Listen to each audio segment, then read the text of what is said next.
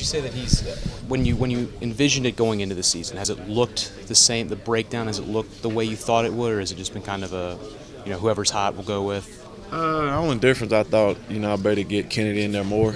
That'd been the only part that I would say I would change anything is, I wish it'd been games where he can play more. For the other two is no. I mean, they playing a lot of snaps and they're making the most out of the carries.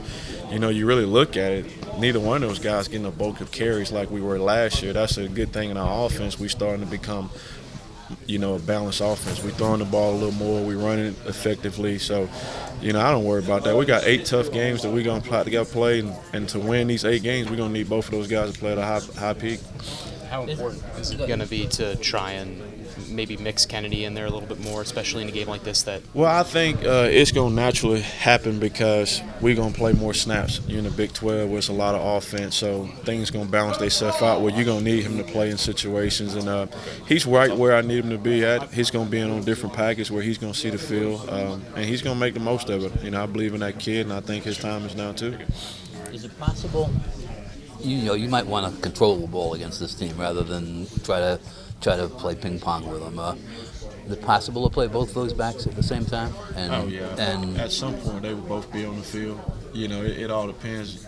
Especially if Kennedy playing. You're gonna see 2 backs on the field at some point. It worked for us the last 2 years. We've been very effective running against this team, and that's something we hang our hat on.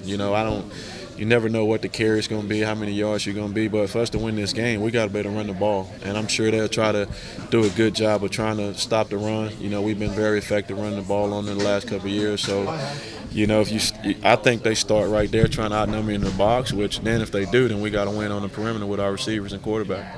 So you almost want to make them defend the run before. Well, I think the smart thing is to be able to run the balls to keep their offense off the field, to help our defense too, because these teams averaging 55 points a game. You look over there with them and they're scoring quick, and they like to get up on top of you, get the crowd into it. And then, their defense, say what they want about they not there yet, but they do a good job early in the game of forcing stops to get their offensive cushion, and this ain't a team you want to get behind on because it's hard to catch up to. Even last week against Kansas State only ran 56 plays, and 2 of their touchdowns were not offensive touchdowns. Interception and a kickoff return probably could be to say the difference in the game.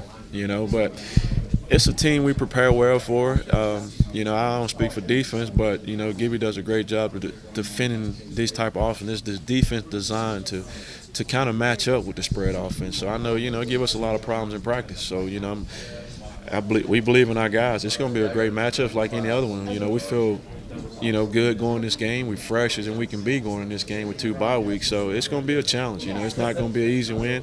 Never has. This team, we always kind of start off slow and got to go catch up. I remember 2 years ago we had to come back at the end of the game to go win that game and kick that field goal.